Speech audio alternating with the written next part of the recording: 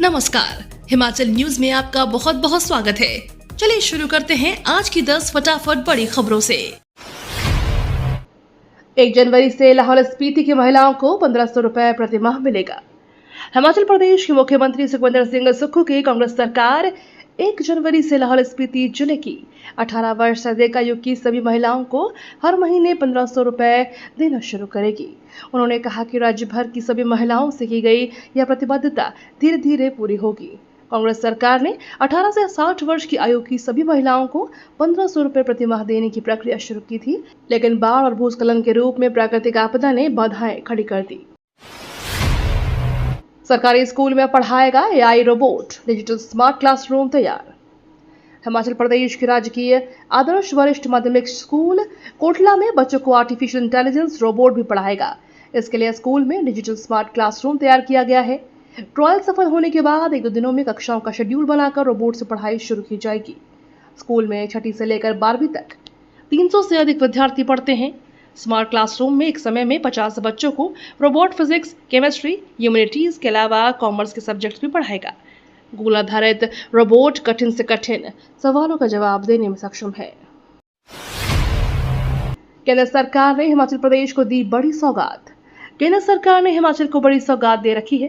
PWD को 293 करोड़ 36 लाख रुपए की मदद केंद्र सरकार करने वाली है। यह मदद सीआरआईएफ के माध्यम से विभाग को मिलेगी। इसमें शिमला, हमीरपुर, कांगड़ा, मंडी के 4 सड़कों और एक पुल का निर्माण होना है। पुल का निर्माण कांगड़ा के हवल देहरा रोड पर होना है। शिमला इसमें से 54 करोड़ 87 लाख रुपए की टक्कर खमाड़ी सड़क पर खर्च होंगी, जबकि 243 करोड़ रुपए अन्य प्रोजेक्ट पर खर्च किए जाएंगे। हरियाणा चुनाव को देखते हुए भाजपा लोगों को गुमराह कर रही है, सीएम सुक्खू ने कहा। मुख्यमंत्री सुखविंदर सिंह सुक्खू ने भाजपा पर हरियाणा विधानसभा चुनाव को देखते हुए कथित तौर पर सांप्रदायिक बयान देने और लोगों को गुमराह करने का आरोप लगाया। उन्होंने कहा कि भाजपा को राजनीतिक लाभ के लिए लोगों को गुमराह नहीं करना चाहिए। सुक्खू ने कहा कि भाजपा नेताओं द्वारा लगाए जा रहे आरोपों में कोई दम नहीं है। कभी वे हिंदू मुस्लिम झगड़े की बात करते हैं तो कभी वे सीवरेज कनेक्शन पर अतिरिक्त शुल्क की बात करते हैं, जो पूरी तरह से निराधार है। शिक्षा मंत्री रोहित ठाकुर ने कहा, हिमाचल प्रदेश सर्वोत्तम शिक्षा पद्धतियों को अपनाया जाएगा। शिक्षा मंत्री रोहित ठाकुर ने कहा कि विद्यार्थियों को गुणवत्तापूर्ण शिक्षा प्रदान करने के लिए विभिन्न राज्यों द्वारा अपनाई गई सर्वोत्तम पद्धतियों का अध्ययन कर हिमाचल प्रदेश में भी लागू किया जाएगा। शिक्षा विभाग की टीमों ने कुछ समय पहले पूर्वोत्तर राज्यों और हाल ही में उत्तर प्रदेश का दौरा किया था। विभाग केरल की शिक्षा प्रणाली का अध्ययन करने की योजना बना रहा है।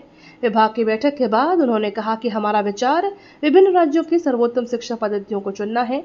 कुछ क्षेत्रों में हम दूसरे से आगे हैं और कुछ पहलुओं में दूसरे हमसे आगे हैं। पालमपुर सोलन में भांग की खेती करेगी सरकार। प्रदेश में स्थित कृषि एवं वानिकी विश्वविद्यालयों की जमीन पर पायलट आधार पर भांग की खेती की शुरू की जाएगी।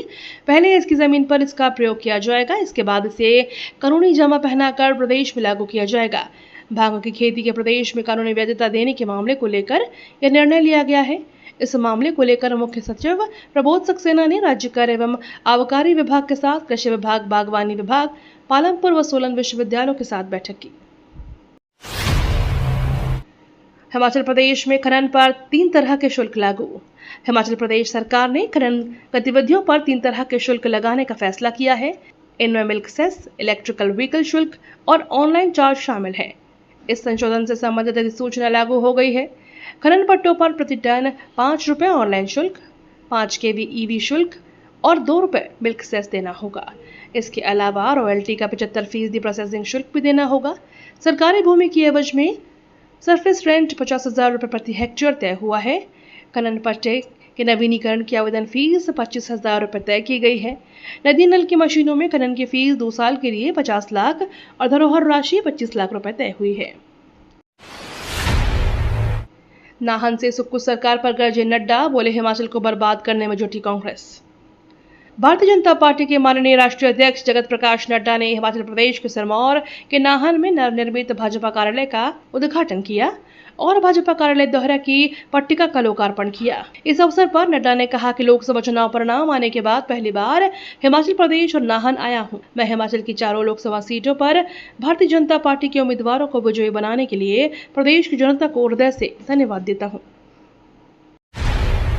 हिमाचल में 8 अक्टूबर के बाद चमकेगा पर्यटन कारोबार, वीकेंड पर बढ़ी रौनक।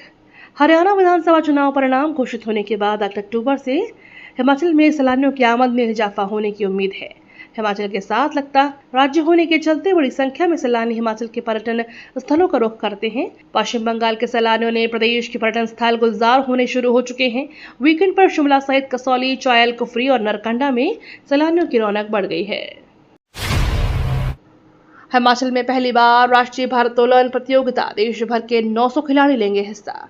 हिमाचल प्रदेश में पहली बार आयोजित हो रही राष्ट्रीय भारोत्तोलन प्रतियोगिता में प्रदेश के 18 खिलाड़ी अपनी प्रतिभा का प्रदर्शन करेंगे। यह प्रतियोगिता नगरोटा बगवा में आज से 13 अक्टूबर तक आयोजित की जाएगी। इसमें देश भर से 900 से अधिक खिलाड़ी हिस्सा लेंगे।